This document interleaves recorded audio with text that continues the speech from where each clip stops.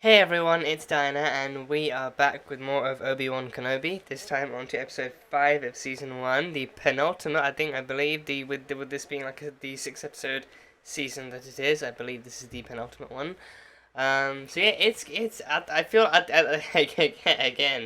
again, I think thanks to the 2 episode premiere too, I feel like this has flown by. This is honestly not just because it's only six episodes, but also with the first 2 episodes having dropped on the premiere date as well. I feel like this has really just flown by, and I think they have, and now I think I think not an announcement, but not an announcement, but I think there are rumors that like a sequel to this is in development. Like rumors are kind of among kind of like some inside sources and fans and whatnot that the sequel to this story could be in development too, because they definitely kind of want to expand on this and see kind of where else they can take this and everything. So whether that's going to be like another season of Obi-Wan Kenobi, or if it's going to be like a movie, or because I mean, given how this has gone so far, I can definitely kind of see them going for like a series instead, like actually doing doing like a season 2 as opposed to a fully fledged movie. But either way, I think it'll be interesting to see kind of like where this ends up, if they actually do leave it open ended, or if they actually do kind of leave it kind of like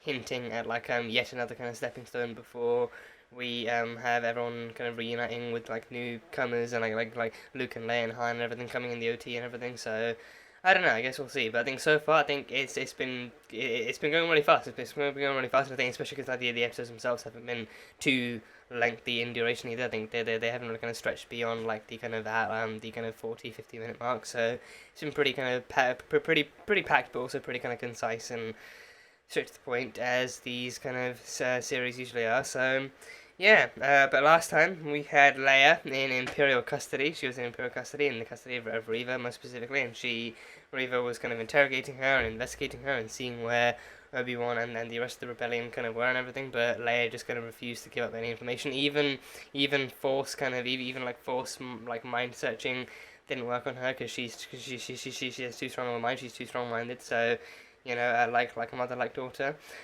um, so yeah, so that didn't work. So then I think in the end, I think I think she yeah, I mean it definitely wasn't just forced mind tricks. I think it did also like Reva could like continuously trying to goad her into believing that Obi-Wan was dead and that no one else was coming for her and that all hope was lost. So then she might as well kind of give them up now and stuff, and even insisting that, oh yeah, she used to be like an old connection of her father's, of Bale's and everything. So then after all this is over, I'll return you home to Alderaan. It'll be safe and sound and all that kind of stuff. So yeah, she tried a bunch of different things, but Leia just wouldn't give it up. She just wouldn't give it up. So props to Leia for holding in for that long, even like until she actually got to the actual kind of torture chamber, and then Obi-Wan came in, lightsaber blazing, literally, and then did his thing. So yeah, we got some really cool lightsaber combat from Obi-Wan in the last episode too. Him actively just actually kind of like not even just easing himself back into it, but him actively having like a much better time against like some stormtroopers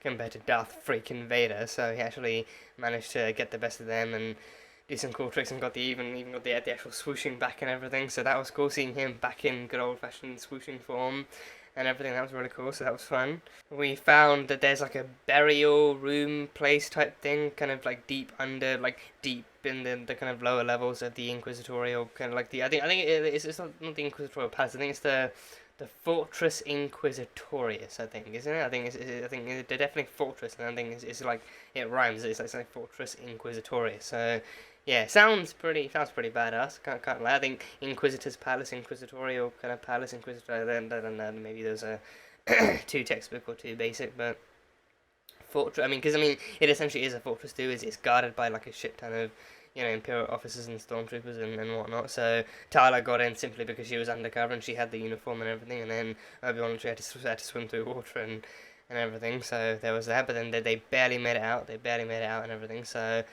that was cool. But yeah, I think the deep under Fortress Inquisitorius is like a burial room of some kind where tons of different Jedi that the Jedi and also force sensitive people like younglings have been captured by the Inquisitors, and whether or not they're dead is certainly a question, but I think they're kind of held in some kind of gel chamber or some kind of other kind of chamber, possibly in suspended animation, or maybe just actually being kept as trophies or whatever. Don't even know which one is more dark, but yeah, they're being kept there, and I think maybe like some, not faces that I personally recognize as a viewer, but I think maybe faces that others would recognize, or maybe even faces that Obi-Wan would recognize, just the faces of Jedi and everything. So people who are Force wielders on the light side, or maybe even Force sensitive, who have been captured and have had God knows what done to them by the Inquisitors and everything. So yeah, so that was not so fun to see. And then we kind of met the kind of somewhat like, I mean, I don't know if we call them the birth of the rebellion, but I think the people running the path, the guy running the path is broken, and everything, and then I think it's pretty much like a group made of like spies and intel kind of people and engineers and stuff, like not really many fighters or anything. So yeah, but they all still did their piece, and one of them even gave his life, or I'd say gave his life. He was literally kind of like murdered on the way out. So there was that, but I think they all did their piece and gave their best in trying to help Obi-Wan rescue Leia and everything, so they all did their piece. I think they pretty much would be like the birth of the rebellion, actually kind of working to go against the Empire and take back innocent lives and all that kind of stuff. So yeah, that was cool. But in the end, Vader was pretty pissed that they actually lost to Obi-Wan and Leia. He was pissed that they actually lost. They lost Obi-Wan since he's the priority target and everything. But then Reva revealed that she actually put a tracker, most likely in Lola, that would actually lead them right back to him, and potentially even lead them right back to the path as well, so they can even invade the path and take that down and prevent any more kind of Force sensitives and Jedi being smuggled through and everything. So yeah, God knows how this is all going to go now, because then this essentially means that the Inquisitors can just follow them back, and they have no idea, and then they're not even remotely prepared for an attack, and they have no fighters again. All they have is Obi-Wan, who's years rusty, and if Vader is coming, then they're all fucking screwed. So yeah, fun times ahead. So yeah, that's that. But yeah, that is pretty much all I got, besides from some other tidbits like delay and kind of Obi-Wan stuff at the end, like hand-holding and some kind of familial sweetness and everything. But for the most part, that's pretty much all I got. So yeah, on to episode number 5 of Obi-Wan Kenobi. Let's go. No way! Oh, there you are. No way! I was beginning to think you weren't coming. Episode 2? Are you ready? Episode 2, Obi-Wan and Anakin? Oh god, Anakin, oh. How gracefully you've aged. Then Oh let's god, begin. you two. Oh my gosh. Oh, this is so episode 2. Well, I mean, it could be Clone Wars, I think, maybe. I think Clone Wars is set between the two. Oh my god. My god, what a way to open.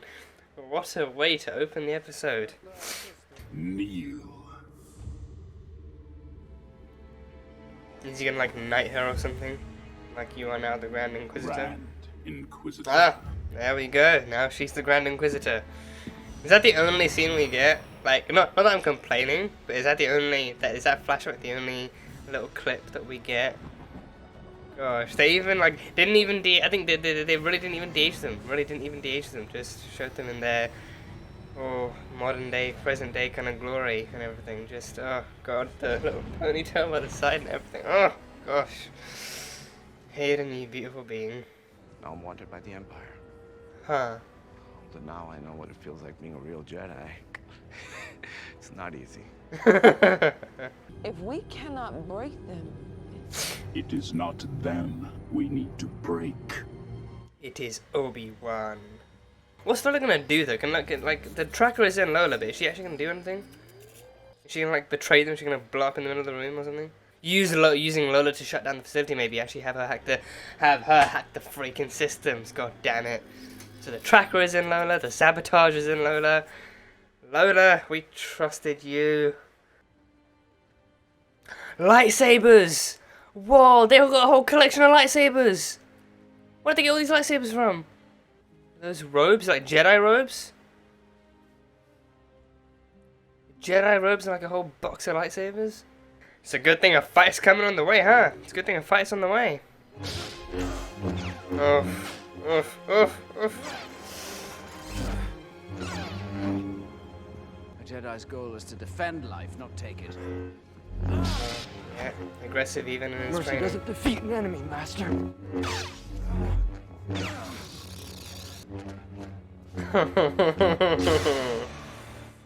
Gosh.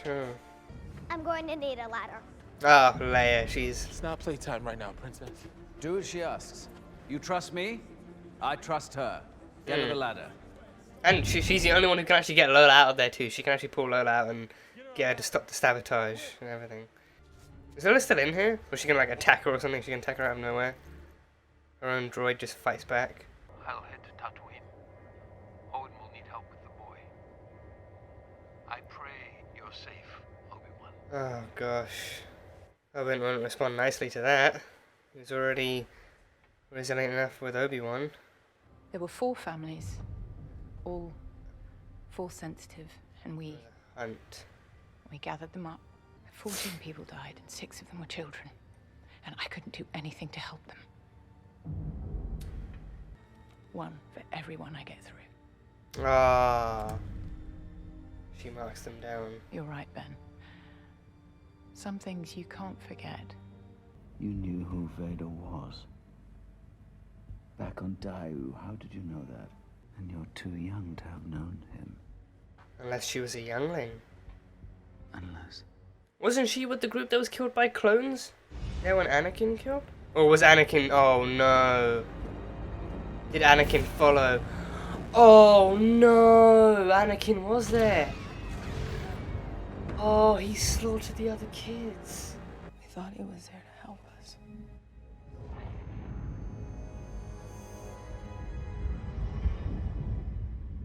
I tried to help them, but I couldn't. I played dead. Hid with the bodies. Felt them go cold. They were the only family I knew. And he slaughtered them. You're hunting him. Let me help you. Why would I ever trust you? Trying to get closer, she can kill him. Do we, Obi-Wan? Where were you? While he was killing my friends. He was your Padawan. Oh, this episode is gonna fucking hit deep, isn't it? You won't stop him alone. You have no idea what I've done alone. Ooh, okie dokie then. Oh! Oh! Force push. Oh, don't let Tala die, don't let Tala die. Don't let Tala die. Oh, damn, oh. Tala! Oh, come on. Oh, no. Oh, no. Oh. Oh. Oh, she's gonna give her life, isn't she? She's gonna say... Oh, God. May the Force be with you. Oh,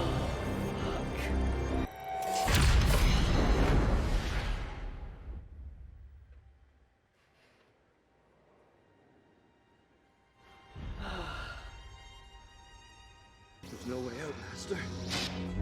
oh, oh, oh, gosh, oh, same move, same 3 strikes. Oh no, but Lola's right there. Is she waiting to strike? Is Lola waiting to pounce or something? Gonna come out and start snapping her face. We could end this together. What makes you think he won't see it coming? Because all he'll see is me. I mean, he gave you a promotion. That means he senses loyalty.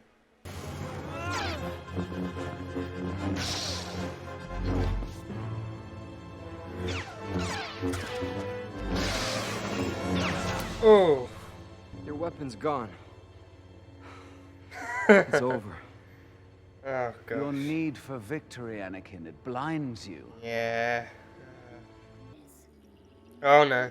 Lola, what are you doing? What are you doing in here? Oh. Yeah. Yeah, Lola snippety snapping. Lola snapping. A tracker. Yeah. Oh, a tracker that was actually sabotaging her too. Okay, that's why she was all red. She was blue before. Nice. Okay, so the doors are gonna be open then. Doors are gonna open again. Okay, you guys need to be quick. You need to be quick. Oh, the hologram thing was dropped. Is Vader gonna pick that up? Or what? Oh, jeez! Oh my gosh. No! Oh, come on, they were so close. Come on, they were literally out the door. They were literally out the door. Oh, it was a decoy. Oh, nice. It was a decoy. It was a decoy. So he knows how to mislead. Ah! He knows how to mislead. Yeah. You're a great warrior, Anakin. But you'll need to prove yourself as your undoing. Oh, what used to be, what once was. Oh no! Oh, we're losing Reva, aren't we? We're definitely losing Reva. He was wise to use you against me. She has a need for vengeance. She has a need for vengeance too. That's gonna be her undoing, right? He's literally just using the Force. Literally just the Force. Oh, double-sided.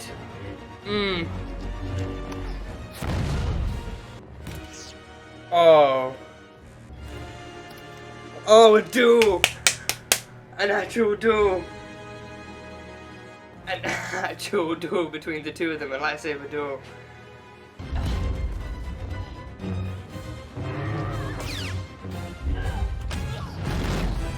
Oh no. Oh no. Oh no, just like that night. No. No. Oh.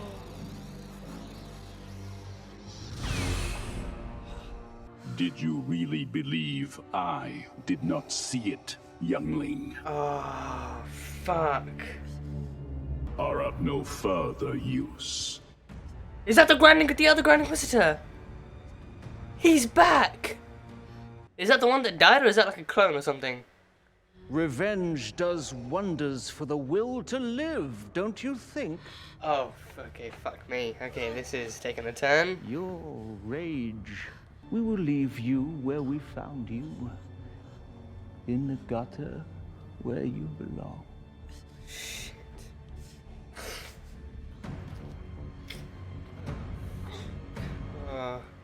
No, if he can survive what she did to him, surely Reva can survive this, right? Okay, so clearly like a gut shot doesn't fully work, really, right? Come on, don't give Reva an ending like that. Come on, that is actually fucking tragic. That is actually so fucking tragic. What's that? The hologram. That's the hologram from Bale. Something's wrong. If he's learned of the children, well, and Tatooine, Owen will help the boy. Owen. Oh no. No. She knows now. Oh, this will not end well. None of this is gonna end well. Oh, Luke.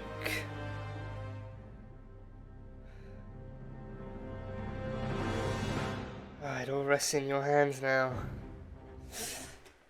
Gosh. Oh, gosh. Oh, gosh. Okay. Wow.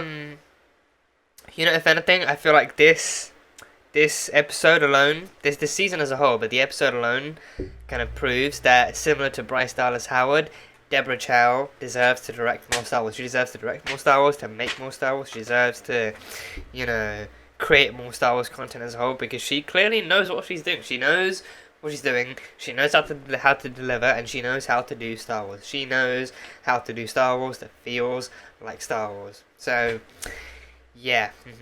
the opening alone, I'm pretty sure that was an episode 2. I mean, I'm pretty sure it was an episode 2 kind of flashback because again, I think they look pretty much, I think at least like hair wise and clothing wise, they look pretty much the same as they do from episode 2. But I think because of how many people I've seen because of the amount of people I've seen actually begging for like some Clone Wars flashbacks in this too, given how much that series actually factors into Anakin and Obi-Wan's kind of relationship too. I think I kind of half expected it to be maybe something, because to my knowledge, most of Anakin's look in Clone Wars actually relates a bit more to his long-haired look from Episode 3. It actually because it's like the kind of, because it takes place after Episode 2 and in the lead up to Episode 3, and it incorporates more of his look, and even the same thing for Obi-Wan too. So because of that, I was like, okay, maybe you could easily be like, oh, it starts off like Clone Wars actually starts off that way. Like, I mean, obviously there's a whole other discussion as to how, in what order Clone Wars takes place and what order you should watch it and all that kind of stuff. But for the most part, I thought maybe you could easily kind of start off that way. But then as the series kind of progresses and as the times change and everything, maybe that's when they could actually start actually letting their hair looser, and then Anakin letting his hair looser, and then Obi-Wan actually kind of tidying it up and being a bit more cleaner within everything, so maybe that could be the case. But when that zoom out happened and the short hair came in and that little side put, it pretty much exactly the same hairstyle that Obi-Wan used to have. They pretty much kind of transferred hairstyles. I think Obi-Wan transferred his hair over to Anakin, and then Obi-Wan actually started to grow his hair out a bit more like Qui-Gon, like Qui-Gon had, except his wasn't tied up or anything. So that was the main kind of difference. But as soon as that zoom out happened, I figured, oh, this is going to be episode 2, Anakin and Obi-Wan. So this is where they're starting. Some actual. I think they're not going to de-age them. No de-aging at all. No de-aging. And I think. I was kind of curious as to why they wouldn't de-age them. Because then I feel like on the one hand, okay, sure, you would notice that they de-age them because people know exactly how old Ewan and Hayden actually look nowadays. Anyway, so I think even the promotion they've done.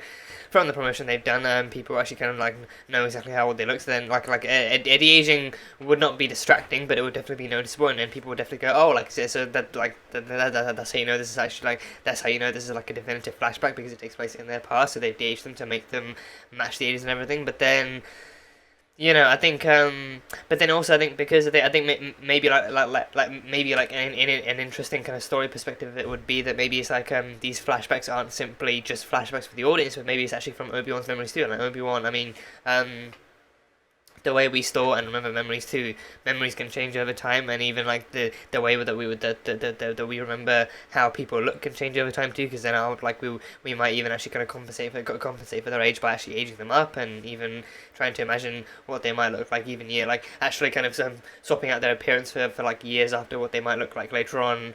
But in the same events years back. So then maybe if Obi-Wan himself could actually be remembering that training session deep down, but still actually imagining himself as he is now, and then imagining Anakin as he would be now if he wasn't a barbecued Sith Lord or something, then maybe then he would actually imagine Anakin being older. Maybe he'd maybe that kind of memory over the years, and especially given all the shit he's been through too. Maybe as a reflex thing, he can't help but imagine himself as the kind of older man that he is today, but in a cleaner, more tidier, more Jedi way. And then the same thing for Anakin too. So maybe that's part of his memory actually kind of acting up and playing up to kind of match up with both the past and the present. So maybe that could be a thing. But otherwise, I think for the most part too, I think the fact that they didn't de-age them also really doesn't bother me, because then I'm not really sure who's going to take an issue with that. I really don't know who's going to take an issue with the fact that they didn't de-age them, because then you can obviously tell it's a flashback. I think, literally the only thing they didn't do is de-age them. Everything else matches exactly what it would be for a flashback. Everything else presents it as an actual flashback, like a memory from the past of them training. Their everything about them, their kind of their appearance, their demeanor, their personalities, everything matches what we expect them, what we would remember them to be like, and what we would expect them to be like in the past. The only difference is they haven't been de-aged. Big whoop. So that doesn't really kind of make that much of a difference. And I think, given just how much certain people get pissed off at the most minor fucking things in the series and in the Star Wars universe, in this day and age, I would not be surprised if someone out there is going to get legitimately pissed off, oh god, they didn't even de-age them, so how do we know if this is a flashback?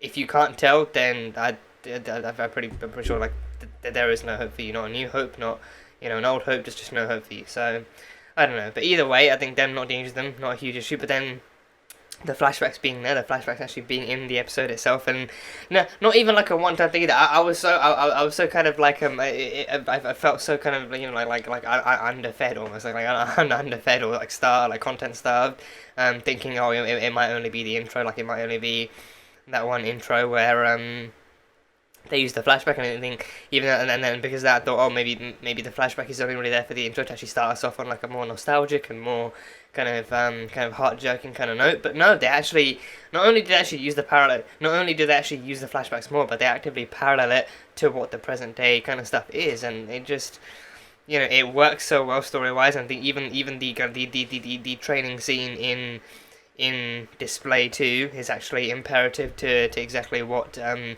of a Padawan and what kind of a person that Anakin is, and also exactly what kind of Jedi stuff that Obi-Wan is trying to teach him through both physicality and mentality and everything, like his work with the Force and his work with lightsabers and stuff, and his work of being like a Jedi overall too, like the actual story behind that training session and how it presents Anakin and how it displays Anakin and how it presents Obi-Wan too.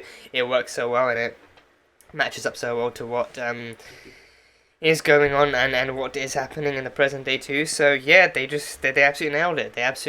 So yeah, even Anakin in those flashbacks too. Like I think they showed it and they told it to you, like and they did showing and they did telling too with Obi-Wan kind of narrating almost the entire thing, actually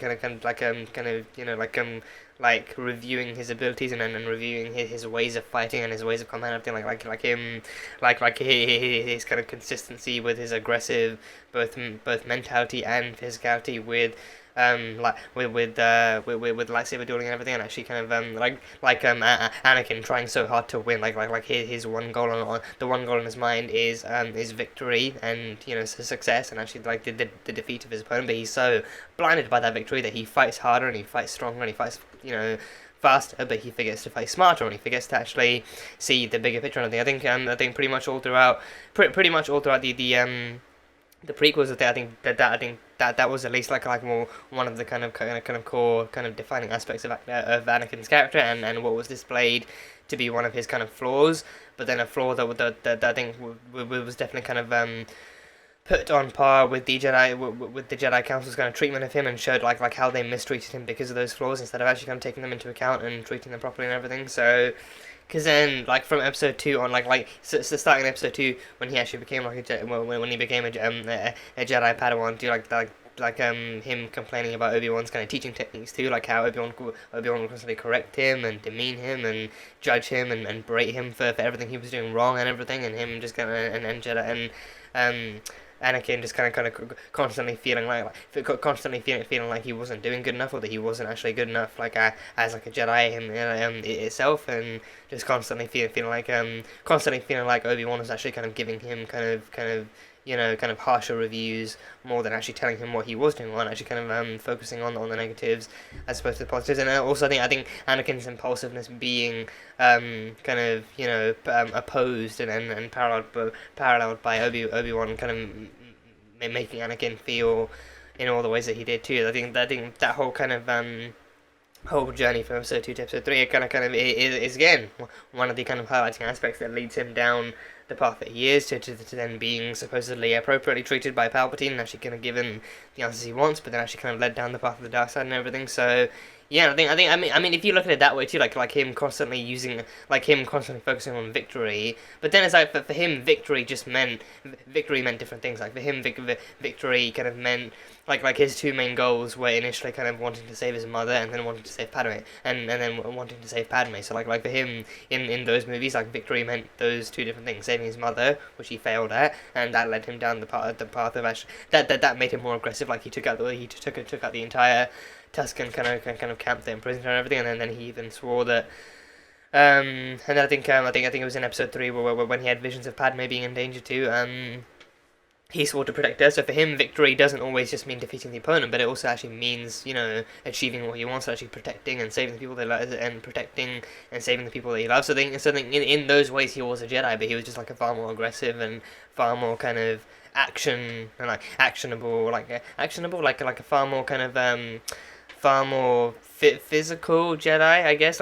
He was far more willing to actually kind of he was very much like an action speak louder than words type of Jedi. I feel like he was very much like more willing to actually pick up a lightsaber and start slicing and dicing more than he was to actually think about things rationally, or to think about things logically as opposed to emotionally.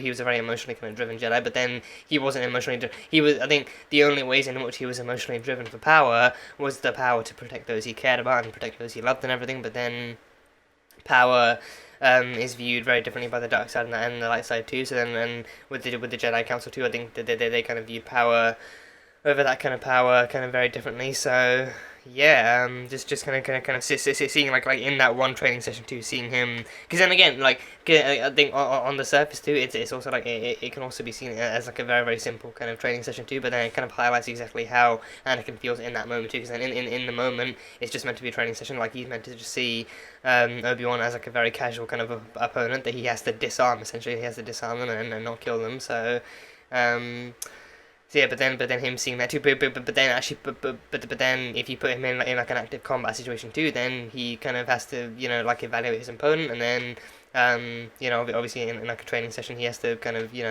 come to the immediate understanding that he can't kill Obi-Wan. Obi-Wan is not his enemy, at least not yet, and all that stuff. But I think that very kind of simple and basic kind of training kind of act kind of does, again, it does work to highlight exactly where Anakin's kind of path like can lie in the future, and what his and what his exact kind of mentalities are, and exactly like when also whether or not that would actually make him like a good enough fit for the Jedi in the Council's eyes and in Obi-Wan's eyes and everything. So a lot of stuff going on in that one kind of training session. Again, the kind of little snippets kind of sprinkled in throughout the episode actually kind of worked really well to highlight it, and really worked well to kind of show what their past was and how it led Anakin down that path to becoming who he became and everything. So it works well. It works really well. So yeah. And then yeah, we got some Reva history. We got some Reva backstory as well, which was emotionally harrowing to say the least. But yeah, we got some backstory that confirmed her to be the youngling that we saw in the very first kind of scene that opened up the season and everything. The younglings kind of escaping their clones, and their own Jedi Master barely managed to survive before she was gunned down herself, and then them escaping and stuff. So then the last we saw of them, they were on the run, but then this episode now confirms that she's that she was the only survivor of that kind of that class of younglings that actually managed to survive until they ran into Anakin. So I think the flashback actually kind of showed her and her youngling kind of her and her fellow younglings actually being cornered in the kind of halls by Anakin and the clones, and Anakin coming in with his actual Lord Vader appearance with the robes and the hood and everything, and him slaughtering the other younglings too. So there was that, and yeah, I mean, given I think two things kind of actually made that kind of harder to watch as well. I think the combination of two different things. One of which being someone's actual someone online actually talking about like how symbolic and representative like that whole kind of event, like Anakin actually going into various kind of youngling kind of classes and actually kind of slaughtering younglings and so slaughtering fellow Padawans, because at that point he was never made like one of the major kind of points of his arc is that he was actually never made like an actual Jedi Knight or a Master under the Council's decision. Like he was always a Padawan because they never saw him as worthy enough or capable enough of being a Knight. So he was always a Padawan. So then that scene is effectively him. Yeah, and I think even Reva saying that she saw Anakin and them being under the impression that he was still a Padawan like them too.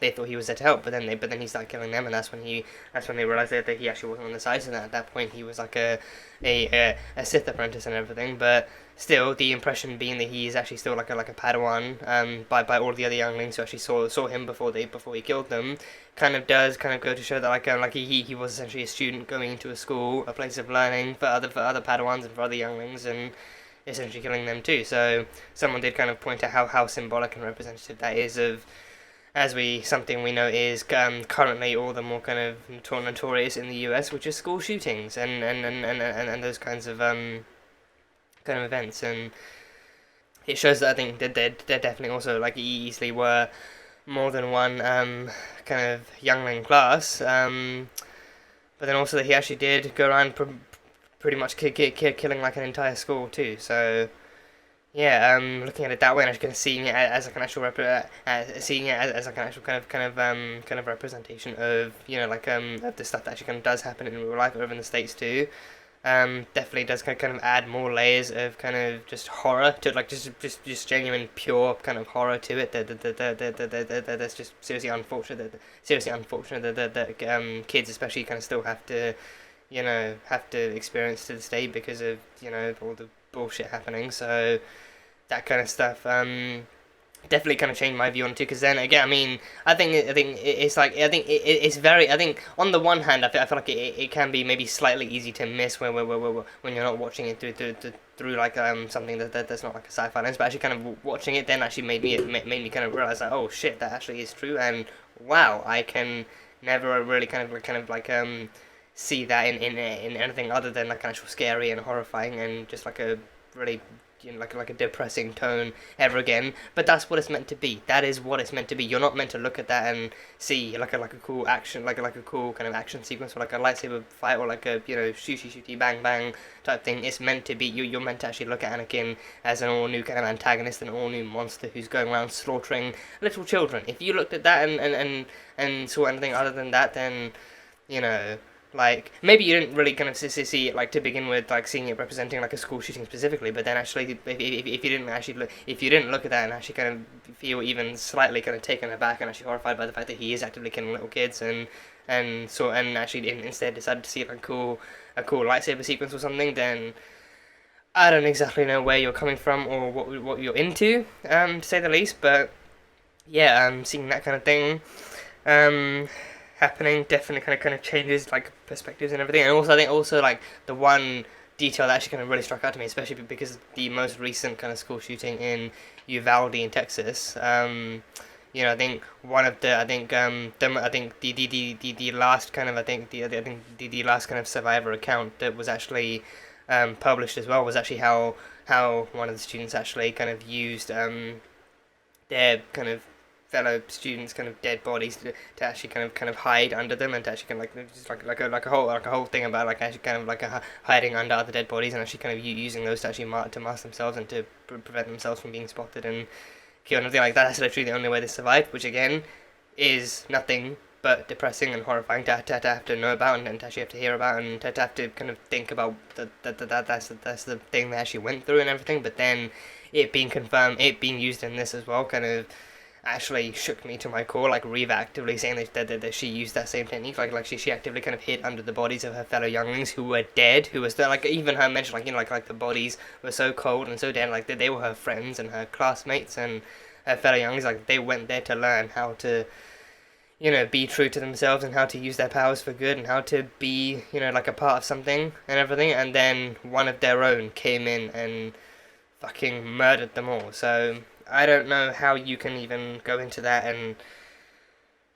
see anything, see anything else. But what it did to Reva too, it literally kind of it scarred Reva for life. It led her down this path where she actively works to hunt down Anakin again because she wanted to make him pay for what he did. And even Obi-Wan too, she actively blamed him, being like, you know, where were you when he was killing us? Where were you when we were scared? And where were you when the Jedi would have fell and everything? So, you know, fair enough. She doesn't know all the stuff that he went through, and the fact that he actually did try and stop Anakin, and he even actually left him for dead too, and stuff. So, you know, fair enough. She doesn't know those details, but I think those lines. I think again, those lines aren't meant to like I don't believe for a second that those lines are meant to be her kind of actually kind of needlessly chastising him or even actually kind of needlessly berating him or actually kind of not understanding the situation. I think that those are the lines of the same scared child in her that remembers what that day felt like. Those are that dialogue is coming from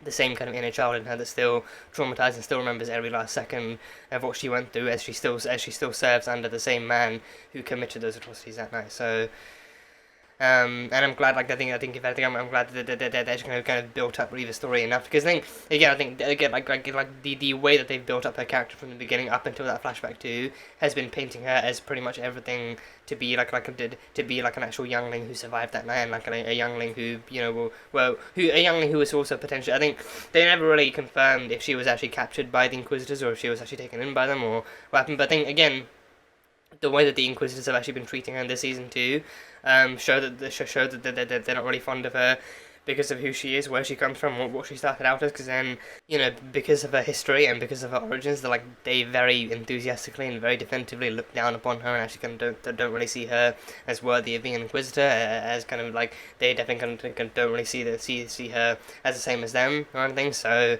I think like the Inquisitor's kind of treatment of her alone should kind of point out that, you know, like she definitely kind of has a history that they don't agree with and they don't approve of and stuff. But then she's managed to make it this far because of her, you know, her kind of pseudo dedication. Because then again, I think it was also definitely kind of revealed that the entire time she was actively just kind of doing missions and doing all this stuff to kind of get closer to Anakin and to Darth Vader, who, you know, and I think that being a thing too, the fact that she knew, because then even Obi-Wan said, like, you know, like no one is really meant to know who Anakin is, no one's meant to know who Anakin is, but then no one in the Empire especially is meant to know who Vader really is deep down under that mask, because then he's only really meant to be known as Darth Vader or Lord Vader or Vader or anything like that. But then and also like I think a detail that I think I kind of thought of internally, but I didn't really kind of fully kind of remember it or actually register it into it. The fact that like anyone who actually does, I think because I can't remember if they actually kind of covered that in the originals or anything, but I think that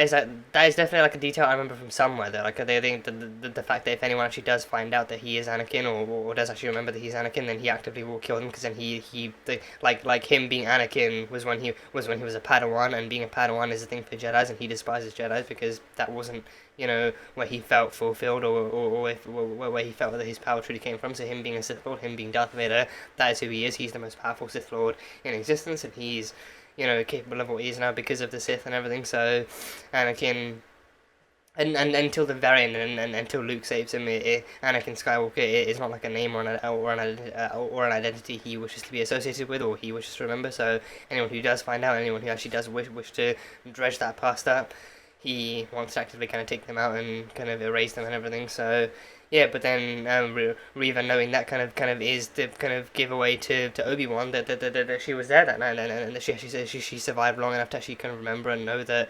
Anakin became Darth Vader and Lord Vader and everything. So yeah.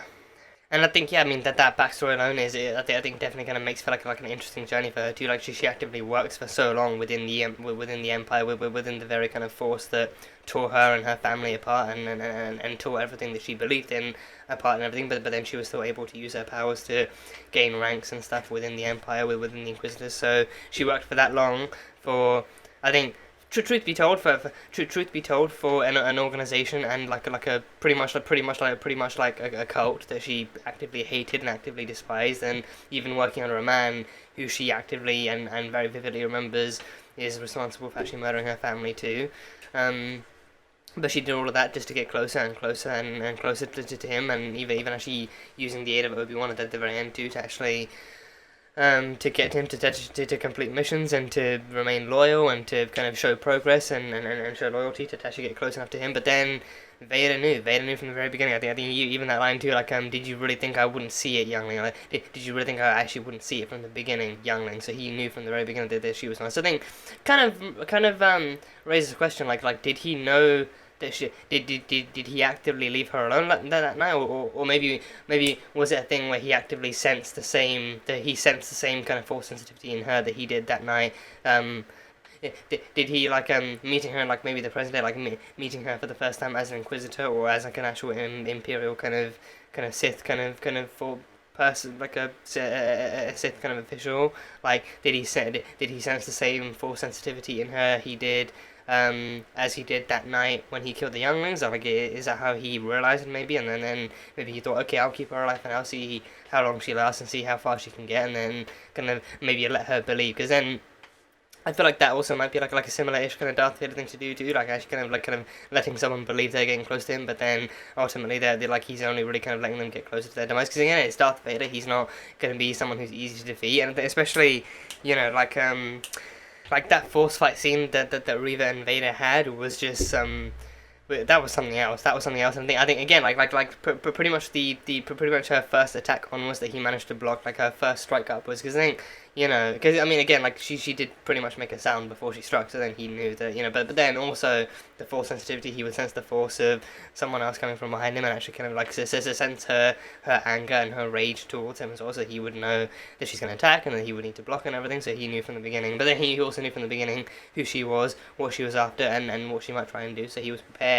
I think, again, knowing Vader, prepared for any moment, because then I think he'd probably peg her as actually smart enough to wait until the very end, or wait until she was in like prime position, and then she wouldn't really attack him randomly in the beginning of like a meeting or something. But then, same time, I think he kind of knew that she would wait for the exact right moment where she had him exactly where she wanted him, in like a completely kind of inconsequential kind of location too. So, or at least like a mostly inconsequential location, because then there were stormtroopers around still in the backyard. So there was that. But with this one, he knew, and then I think that force fight as well. That force fight, like her using a lightsaber that ended up actually becoming like a dual lightsaber too. But then him using nothing but the force to block and swipe and evade and push her back and stuff. Like I mean, not only was I ready for, not only was I actually kind of getting myself ready to actually lose Reva at any moment, but then I was also getting ready for him to actually use the force to actually kind of stab her or slice her head off or do something in general. But then I feel like maybe he actively wanted to actually put her through her paces too, because then the longer that fight went on for, I think the more time he had to actually kind of build up the ultimate kind of killing monologue, or the actual kind of killing moment or something. But no, the force fight, the force duel then turned into a lightsaber duel. He gets both ends of the lightsaber, separates them, throws one saber, when he throws one saber to her, that's when you know shit's about to go down, because then they're both about to actually go head to head in lightsaber duel and everything. And again, Vader being the antagonist he is, Vader being the villain he is, Vader being the master of both saber and force that he is, you just know. You know it's going to be a losing battle. I think you can at least kind of half expect that it's going to be a losing battle, and especially because in that scene too, this is Reva finally being able to fully unleash all those years of pent-up vengeance and anger and rage and kind of like and grief that she's had building up inside her, actually having to spend years kind of serving under and actually working under the man who killed her family and everything. Like finally she has a chance to actually kind of exact vengeance and stuff upon him. But then he's been waiting the entire time. He's been waiting, and then in his eyes probably not really much to wait for, but then he's been waiting, and then he's been gearing up and actually getting ready to actually kind of actually kind of let her get all of her things out before actually killing her as well. Because then for him, that's all it is. For him, he doesn't even have to defeat her. He just has to kind of hold her off until she's finally done, and then afterwards he just kind of drives like the lightsaber through her stomach and everything. So yeah, but that lightsaber duel alone, that whole fight scene from force fight to saber duel was just top notch. That was absolutely top notch kind of stuff and everything. And I think seeing Reva being that aggressive too, I think that was a very different type of aggression too. Because then again, Anakin's aggression is usually just kind of power based, and his kind of willingness to fight and his willingness to kind of prioritize victory over everything else. But then with Reva, that was grief. That was pure, unadulterated, unfiltered, and kind of pain and anger built up since that night and everything. So that was her pretty much just being kind of just letting loose and not really kind of trying to control her emotions or anything. So, and it made sense. It made complete and full sense and everything. I think even Vader sensed that too. So again, for him, it's more just actually letting her get her stuff out before he finally puts her down once and for all. So for him, it's not really even much of a duel or much of a fight. He's just kind of he's just getting rid. Like for him, it's more like getting rid of like a kind of like a minor kind of thorn in his side that's been waiting to pop and everything. So yeah, it was crazy.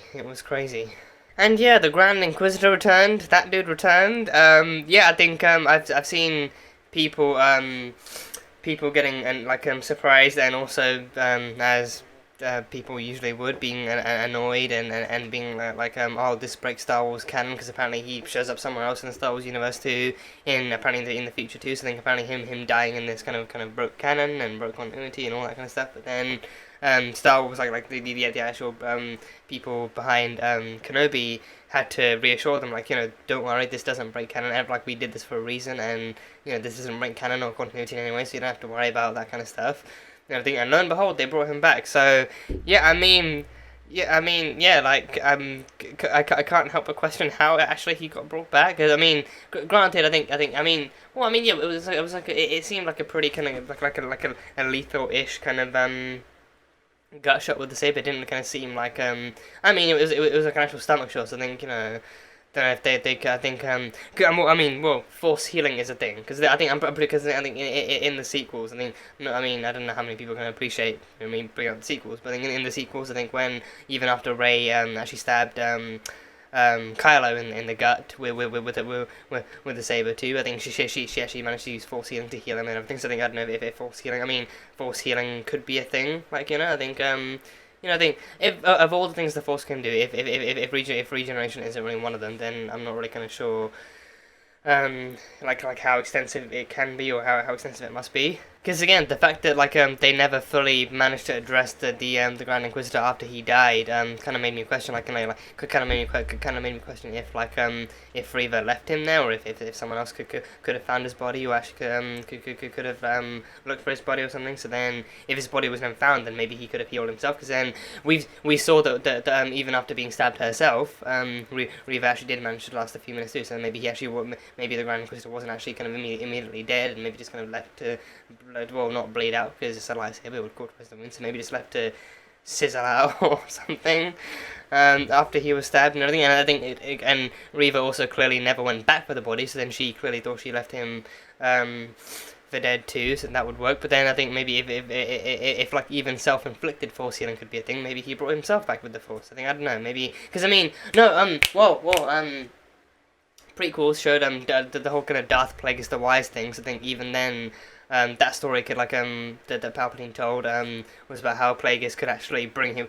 Plagueis actually was so powerful with the Force that he could actually prevent death. I think it was prevent death. But I think it was actually kind of prevent death. And actually, I think because then I don't know if that I don't know if that meant that he could actually extend his own lifespan, or if he could just render himself invincible to wounds. Because then I think maybe if that's what force healing is, maybe force healing could be maybe just even one aspect of what preventing death in that case would be, then maybe that's what this is. So maybe them being so powerful, or even pushing their abilities with the Force to that point where they can actively kind of heal themselves and prevent kind of death from even fatal wounds or something. So maybe that could be a thing. So maybe that's what we could see Reva doing too, now that she's been stabbed. So maybe that's how she could live. But then the Grand Inquisitor was brought back, and I think probably even from the point of from the point of resurrection, maybe even in kind of true partnership with the Vader more than Reva ever was, and even actually telling Vader about Reva's betrayal and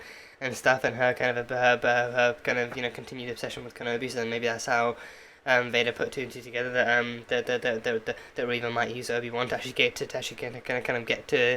Vader in the end. So yeah, maybe, but so now the Grand Inquisitor is actually back, so don't worry, so now he's sticking around, so everyone who was worried can now take a chill pill. So he's back.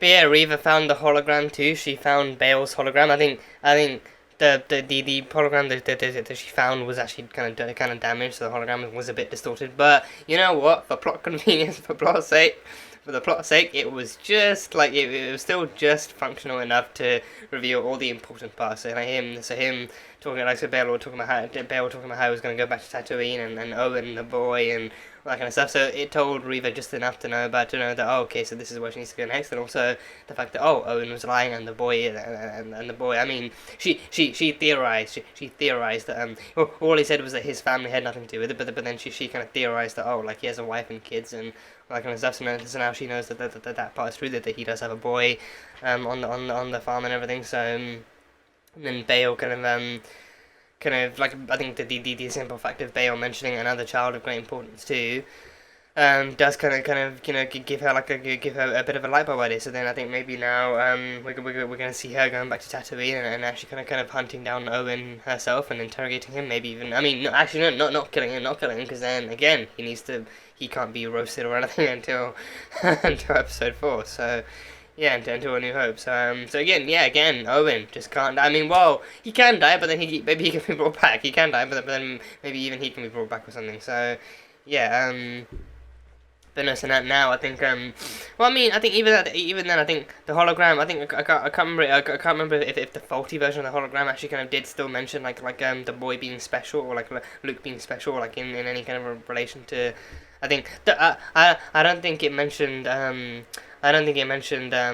like Anakin or any relation to that or anything, or even if it mentioned that the boy was special. But I think her, like I think Bale mentioning the boy and mentioning Owen too kind of showed that, oh, like, so there is another equally important child that she can use to leverage and get the upper hand and everything. But then now she also realizes that Owen was lying and there is in fact a special child on his farm too, a child that Bale kind of knows about and cares about equally as much. But then her going with Leia was because she's the closest to him, so now she knows about Owen and Luke and everything. So we're gonna see her potentially hunting him down in the next episode. I think in the next episode being the finale too. I feel like, yeah, there's just like I feel like I think it might be one of the reasons that they can definitely kind of continue this into a season 2 as well, because I feel like there's still a lot more that they've got kind of a lot more kind of open ends that they've actually kind of left in this, and season 2 can definitely kind of help continue the story and actually flesh it out a bit more than 6 episodes has. And again, it's the 6 episode format. I feel like they don't have the problem of like developing the story, because I feel like they do develop the story, but then they just kind of they do it like too slowly. No, not too slowly, but I think it's like the 6 episode format just, I think, doesn't really work for the way that they want to develop the story. I feel like if they're really going to push it out to 10, then it would make so much more sense, and it would be so much more easy to see exactly how the story is kind of flowing and everything. And stuff. And I think it would kind of I think it would definitely kind of make people kind of less wary of like leaving certain ends too open ended, or even leaving too many open ends with no confirmation of like a continuation, or even like a season 2 or anything like that. So I think Disney kind of if there's anything that Disney needs to actually work on or improve, I'd say it's actually like the kind of episode number that they actually need to work on, like actually extending the episode kind of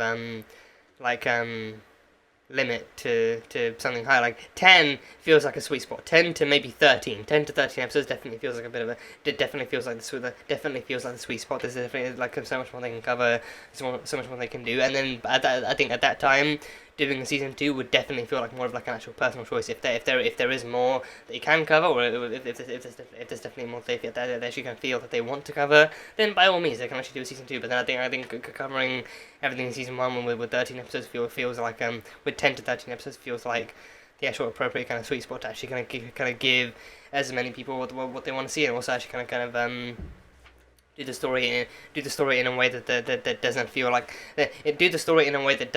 they're leaving everything in until the very end too. But because I think I feel like then that also kind of makes it feel like the finale has to be even longer, but solely because they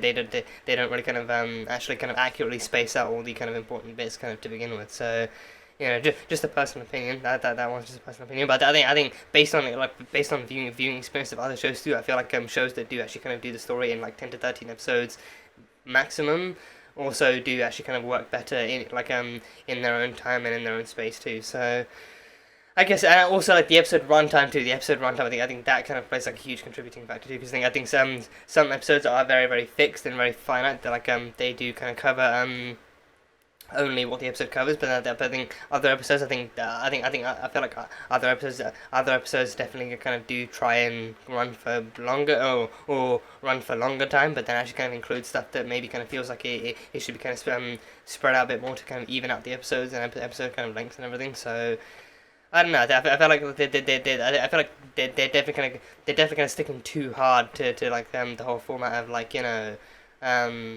like we need to make this kind of series easily consumable and easily and very fixed and not really kind of leave in anything that feels unnecessary or anything that feels too filler, and that kind of a series you can very easily binge in your own time too. Like I feel like they're mostly kind of worried about people kind of like not really wanting to stick in too much for the long run and actually just wanting something short and simple and sweet. But then at the same time, it's like, you know, some stories really just can't work in like a short and simple and sweet kind of thing. Like a story like this especially definitely feels like this. So this is like so much they could cover, and there's so much they could cover over a longer period of time. So I don't know, but either way, I think I'm hoping the finale actually is longer in order to actually kind of in order to adequately and accurately kind of cover all the kind of different kind of points they've actually kind of introduced and kind of fleshed out in the season. So hopefully, but otherwise, I think yeah, I mean, well, regardless, actually, I think season 2 could definitely kind of be in order, and season 2 would definitely kind of still be fun to watch and everything. And I think it's glad to see how much kind of like how much kind of work they've actually put into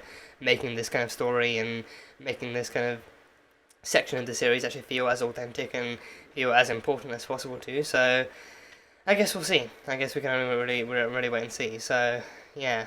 And Tala, we lost Tala. We did indeed lose Tala this episode too. And I think even her send off too. I think even her send off happening after the backstory kind of speech with her too. Like her kind of story about like the one mission that really kind of the one mission that was actually the deciding factor of her defecting from the Empire too. Like her thinking that she was being called out with the Inquisitors on like a. I mean, I don't know if she mentioned she was actually called out with the Inquisitors or if they actually going to show up after she got there. But then she said she was called out for like a what seemed like a regular kind of tax kind of mission that people weren't really paying enough or paying what they were meant to. So then she thought it was just like a simple kind of like a financial kind of mission like that, like actually kind of getting Imperial taxes and all that kind of stuff. But then by the time she got there, the Imperials were there too.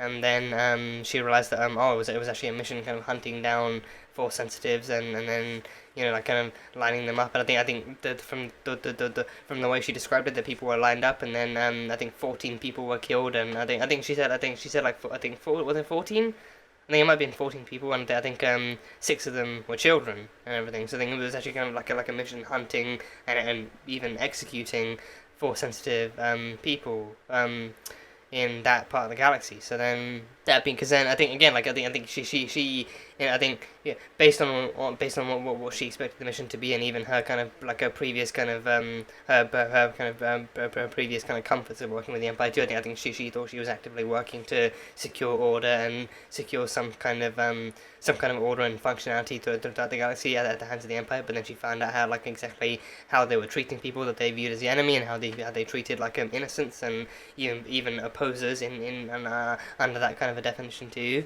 And I think she definitely also kind of saw just how comfortable and easy the Empire found killing those kinds of people, and especially how easy they found killing children. So I think that being the kind of deciding factor in like kind of actually defecting from and fleeing from the Empire's kind of reigns and everything, and then her deciding to fight for the rebellion, because then she saw just how horrifying things truly were. So I think that being like her kind of history with the Empire and that being kind of her first-hand experience of exactly how brutal and how harsh the reality of actually working with the Empire is and stuff, definitely kind of aided more in kind of solidifying her sacrifice as well, like her actively kind of her dying with the droid too, her actively dying with the helper droid as well. The droid itself, again, it just kind of collapsed on top of her, and it just couldn't really take much more going forward anyway. But then with her, she actively had a gut shot and she was bleeding out, and she didn't really kind of see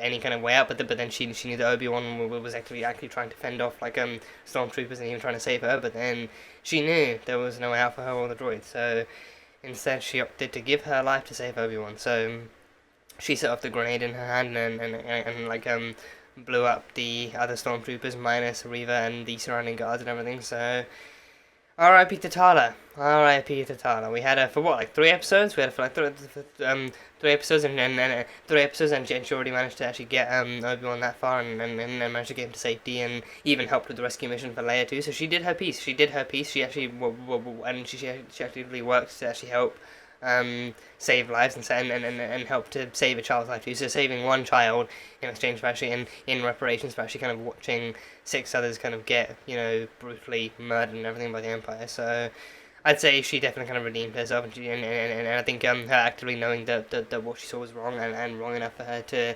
to actually leave that sector and actually kind of join something greater and better and more uplifting and everything. I'd say she definitely found her peace. She definitely found her peace. I think even in death too. Even in death, she definitely found her peace and found her kind of way in life and everything. So yeah.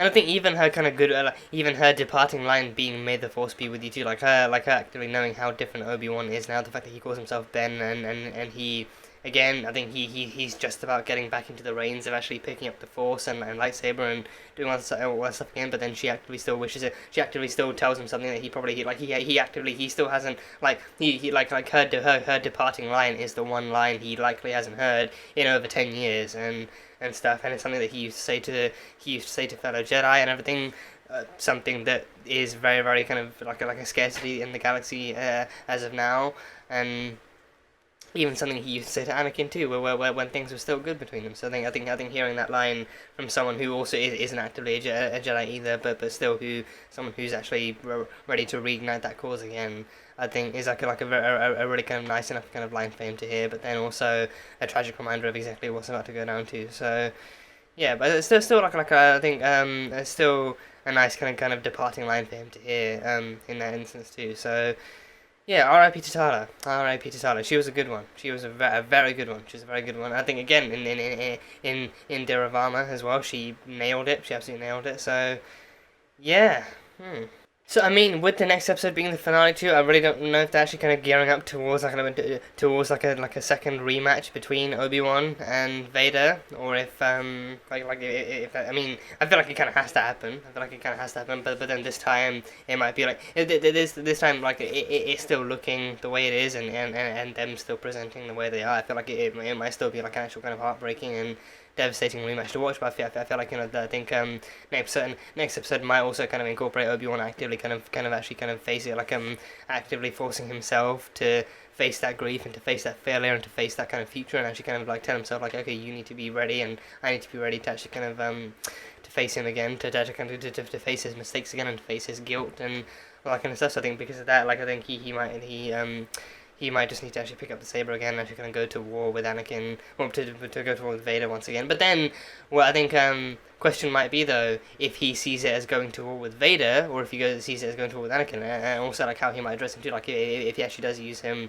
if he does keep referring to him as Anakin, because then he tries so hard to maybe if he tries like a similar-ish thing to Luke as well, like maybe because then if he tries to set like a similar thing to Luke, but then if he kind of fails, because then as of right now Anakin is too deep and too kind of engrossed within his own hatred. Like it only worked with Luke because Luke is his son, and Luke so deeply believed in that love and that attachment, and he so tried so hard to save him. But then right now Anakin feels nothing but hatred and despisal, like that kind of feeling towards Obi-Wan. Like he wants nothing more than to watch Obi-Wan suffer and eventually die. So I feel like he can try, but it really won't work nearly as well.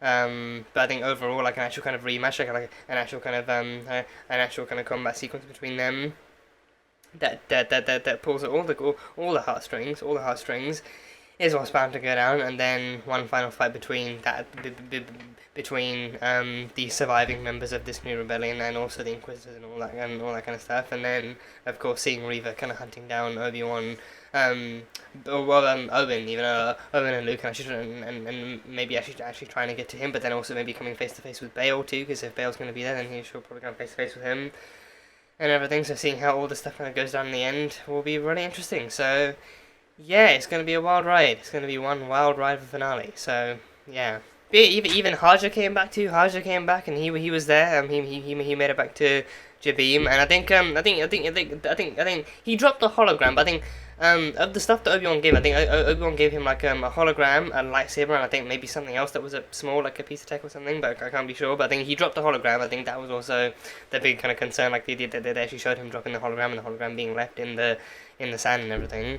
So that kind of became a thing, like, oh, is Vader gonna find it? Is someone else gonna find it? Like, what's gonna happen there? But then he didn't. I think I'm pretty sure he didn't drop the lightsaber. So I think it would be cool. I think even then, like him, they're probably not gonna make him go down the path of actually of using of being able to use the Force or actually being Force sensitive. I think they might just give him a lightsaber and then be done with that. Because then if we see him using a lightsaber, because Finn turned out to Finn wasn't a Force wielder, but then he still used the lightsaber to somewhat.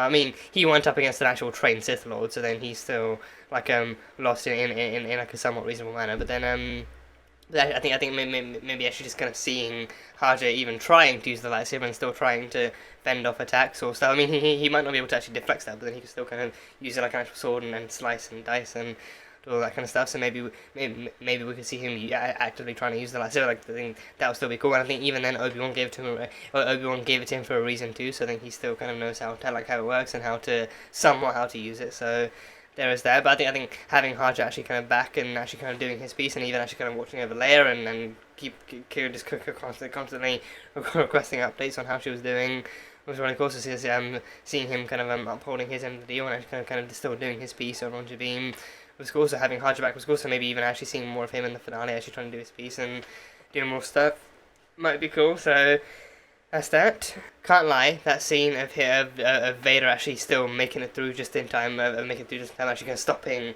the ship from taking off and pulling it back to the ground, actually using the Force to so aggressively tear away the walls and the doors, but only to reveal it was an empty ship, and then of course that ship being revealed to be a decoy and the real ship taken off. Like, it was still a cool scene.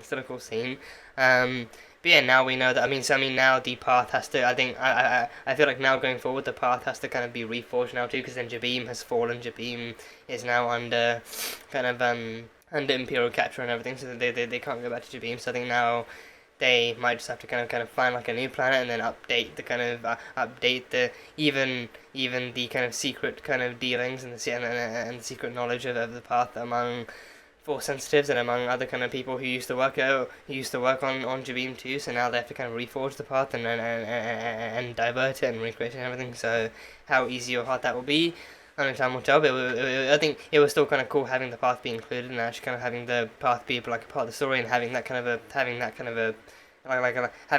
a character kind of root kind of being existent this early in the actual kind of years of the rebellion and their kind of ways of protecting people and everything. So hopefully they can still kind of. I mean, we don't really kind of hear about it in the kind of later stories, like in the originals or the sequels. I don't think so. Maybe it changes. Maybe it becomes something else. Maybe because of the rebellion becomes a thing and it expands. Maybe it kind of becomes one part of all the different things they do, including combat and espionage and all that kind of stuff. So maybe to start off with, it's mostly about espionage and smuggling and all that kind of stuff. But then as the rebellion becomes a thing and as it expands and everything, it turns more into combat and active rebellion and all sorts of different things throughout the galaxy and everything. So maybe, just maybe. So I guess we'll see. I guess we'll have to wait and see what becomes of it and everything. So yeah. For now, those are pretty much all my kind of initial thoughts and everything. Even like a day after having watched the episode 2. So yeah, but again, I think this was such a fantastic episode for the season. As a fantastic episode for the show overall. It's like such a really well done episode. Again, give Bryce Dallas Howard and Deborah Chow more Star Wars. If it's like another season of the show, if it's like another show to direct, if it's like a movie to direct, I will happily accept a movie. Or movies, it's the Star Wars movies in general, directed by Deborah Chow and Bryce Dallas Howard. I know a Star Wars movie by Taika Waititi is a fresh one with a fresh story and fresh characters. Don't really think it's a new trilogy. I really don't think it's a new trilogy, but it's like a new kind of standalone kind of movie in the Star Wars universe with like a new story and new characters and all that kind of stuff. So really excited to see what he comes up with, but definitely give Bryce Dallas Howard and Deborah Chow their own movies and their own projects and their own kind of Star Wars things. Just let them bless the universe with more Star Wars. Let them bless the Star Wars universe with more stories, and let them bless this universe with more Star Wars. So that is my one request going forward now. So yeah, they know what they're doing, so let them do what they're doing. So yeah, let them do more of what they're doing. So yeah, but for now, that is pretty much it. Definitely, I think the more I watch stuff like this, the more I definitely kind of feel like my kind of insight into the Star Wars universe and my kind of reviews are very, very limited by my kind of lack of not having consumed all the original works like Rebels and Clone Wars yet. So the more I get into this, the more I know I need to watch it. So rest assured, I will be getting into those. I will be getting into those and actually kind of consuming more of what the kind of universe as a whole has to offer and everything, and especially like what those kind of stories and what those kind of sectors of the Star Wars universe have to offer. And I think even like other stories outside of it, like books and comics and some video games out there too have to offer too. Again, love the shit out of Battlefront 2, so can only imagine what stuff like KOTOR as well. I think there's like a KOTOR a KOTOR remake coming out too. So I think I'm trusting that remake is also going to be friendly and available and accessible to you know like to anyone like me who actually hasn't played the original and never really kind of was too aware of the original growing up. So I'm hoping it'll be kind of like, friendly enough for me to play for the first time and experience the same joy and everything. But there's a lot of Star Wars. There's a lot of Star Wars and a lot of Star Wars for everyone to try and you know like take something positive out of it and try and enjoy. So yeah, and this is one of them. Obi-Wan Kenobi is definitely one of them. So yeah, but for now, that is pretty much it. More my kind of, you know, review thoughts on this episode. So yeah, that was Obi-Wan Kenobi, Season 1, Episode number 5. So thank you guys, as always, so much for being here and for watching this video. If you guys enjoyed it, then feel free to leave a like and comment what your thoughts are and what you hope to see in the finale and how you felt about this season so far and what more you hope to see from Deborah Chow and everyone else involved. And for those interested, the full-length reaction will be available over on Patreon, so you can go check that over there. And yeah, that is pretty much it. So until the next time, bye bye for now.